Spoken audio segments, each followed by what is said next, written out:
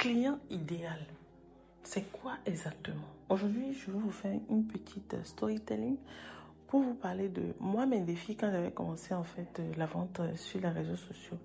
Je pensais que tout le monde serait intéressé par mes produits parce que je me dis, si ils peuvent acheter mon produit, c'est-à-dire le produit premium, c'est que je peux aussi faire des produits pour une autre catégorie qui n'a pas forcément les moyens. Donc du coup, dans ma vidéo, dans une seule vidéo, je voulais m'adresser en fait à plusieurs personnes. Sauf que ça ne marche pas comme ça sur les réseaux sociaux.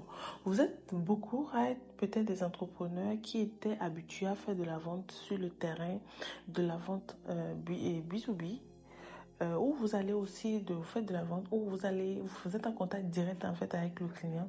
C'est facile pour vous de discuter avec le client, mais vous vous rendez compte que sur les réseaux sociaux ici, c'est toute autre stratégie. Oui, moi j'ai été confrontée à ça.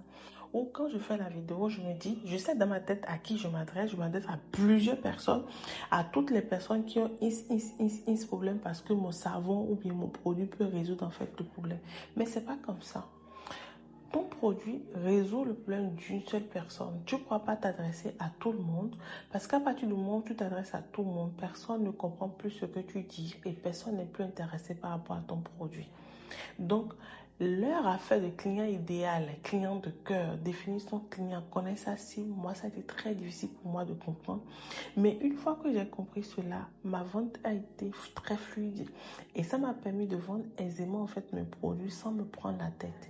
Donc, jusqu'à aujourd'hui, je fais beaucoup de ventes des fois sans faire de la publicité avec mes contenus organiques. Et c'est ce que je t'apprends en fait dans mes formations.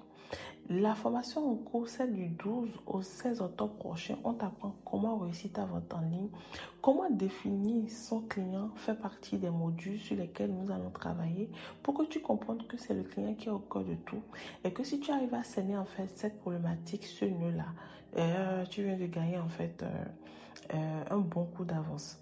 Alors, inscris-toi en fait à cette formation et si tu as des défis actuellement, dis-moi dans les commentaires si toi-même tu arrives à déterminer ton client de cœur ou bien c'est toujours un problème pour toi de pouvoir connaître exactement à qui tu t'adresses. Si je te dis dans les commentaires qui est ton client, quel âge a-t-il, où est-ce qu'il se situe et quelle est sa problématique, qu'est-ce que tu me répondras? Je suis curieux, je te lis dans les commentaires.